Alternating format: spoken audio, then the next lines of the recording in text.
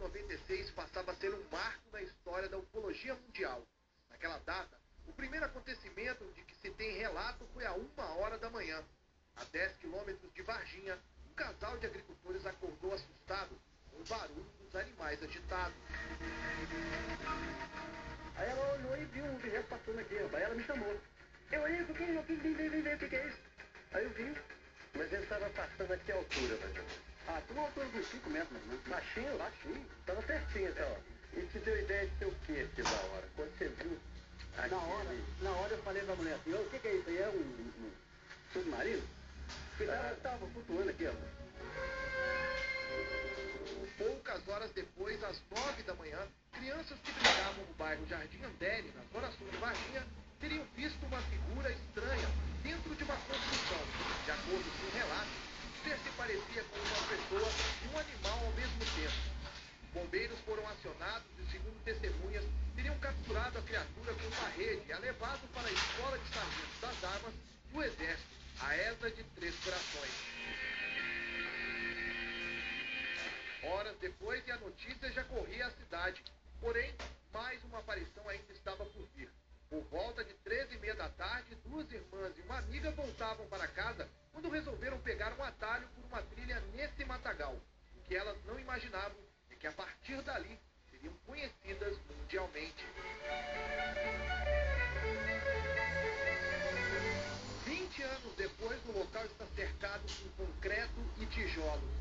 Mas ali dentro, perto de um muro, as adolescentes e a amiga de 22 anos encontraram uma criatura que não conseguiram identificar. Assustadas, elas fugiram correndo. Eu vi uma criatura baixada, com a pele marrom brilhante, os olhos vermelhos, 3 chifres na cabeça. Então, na hora que eu vi aquilo, eu saí correndo. Mas eu tenho certeza que não é gente vestida.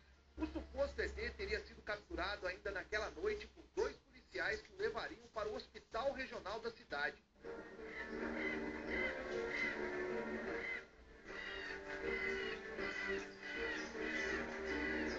Meses depois, foi a vez do zoológico de Varginha se tornar mais uma peça deste quebra-cabeça.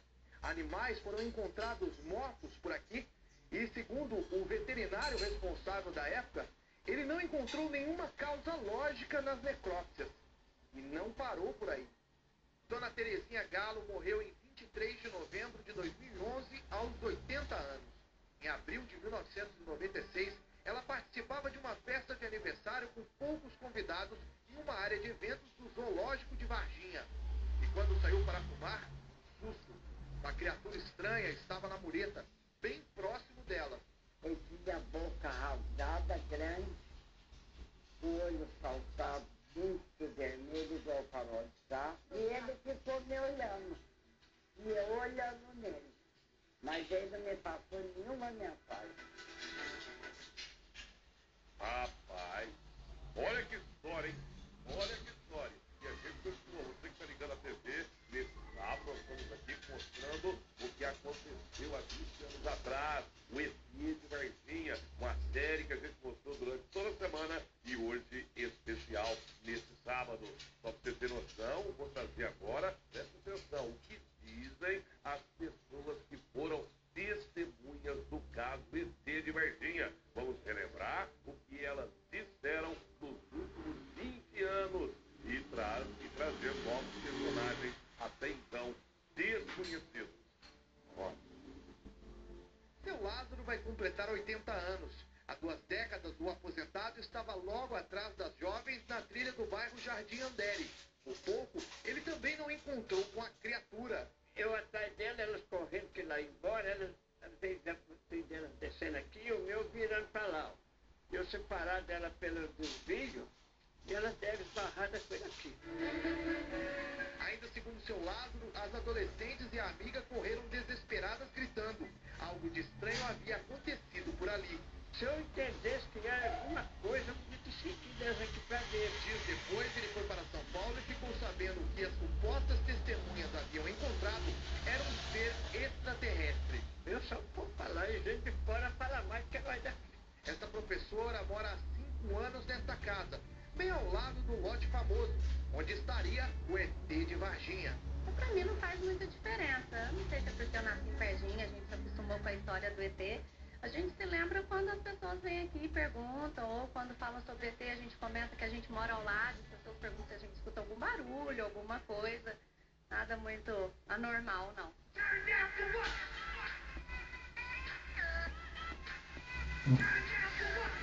Após 2 décadas, um personagem importante dessa história ficou no anonimato. Ele é responsável pelas formas dadas na reprodução da imagem do ET de Varginha. Desenhos que ganharam esculturas hoje espalhadas pela cidade. Em 20 anos, ele viu o retrato falado ganhar o mundo e a mídia sem nem mesmo sequer receber um crédito. Apenas um registro no livro do ufólogo Ubirajara. Esse assunto só voltou depois de 20 anos, né? Nós estamos aqui conversando. É a primeira vez que eu falo sobre isso. Vinícius conheceu as jovens que teriam avistado a criatura. Segundo o repórter cinematográfico, elas estavam muito assustadas e em nenhum momento entraram em contradição sobre as características do suposto ET. Tanto é que foi interessante que quando eu gravei com uma, eu pedi para ela mostrar o ponto marrom. Ela mostrou na cozinha um ponto. Esse ponto. Aí com a outra eu falei assim, era um marrom escuro. Ela falou assim, não, era um marrom claro. Eu seria que a outra havia subido. Aí eu pedi para ela mostrar, mas eu não mostro na cozinha. Ela mostrou o mesmo que a outra mostrou. Então eu tenho orgulho de ter participado disso.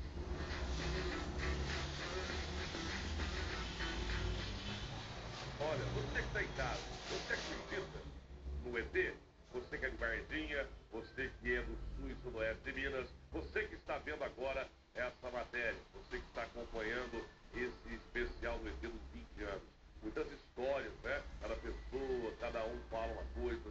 E olha, o Vinícius Cunha que você acabou de ver aí, ele fez o desenho do ET, ele que foi lá e realizou e o mundo inteiro viu esse ET de Varginha. E olha, é muito interessante, é muito interessante. Agora, preste atenção no que eu vou trazer agora para você que está em casa.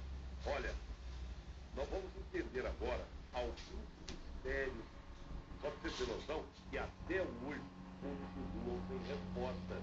Para onde a suposta criatura foi levada? O que o exército brasileiro fala sobre o caso? Ufólogos afirmam que a história do ET de Varginha é verdadeira. Foi no ar.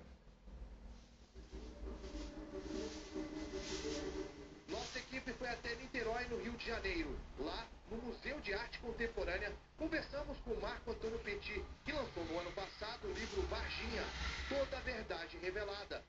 A publicação traz novidades sobre um dos casos mais famosos da ufologia mundial. De acordo com o ufólogo, as criaturas foram sim levadas para Campinas.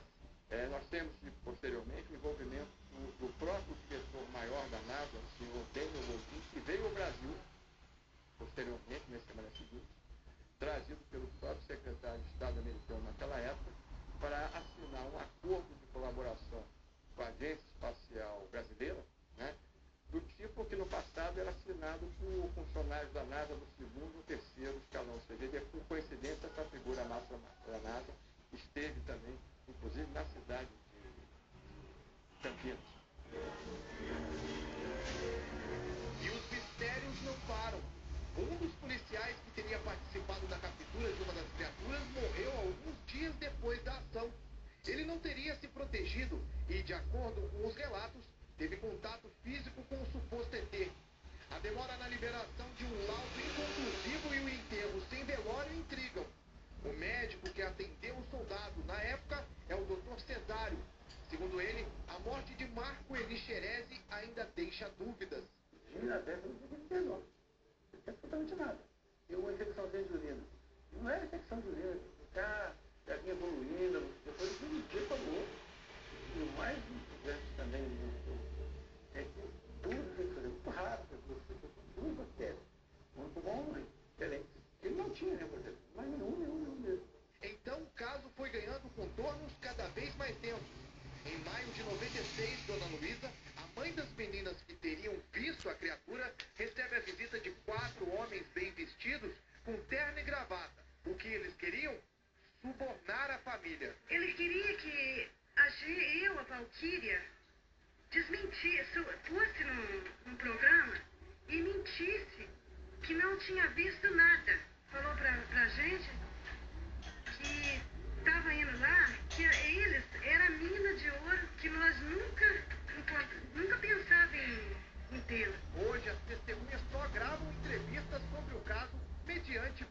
pagamento de cachê.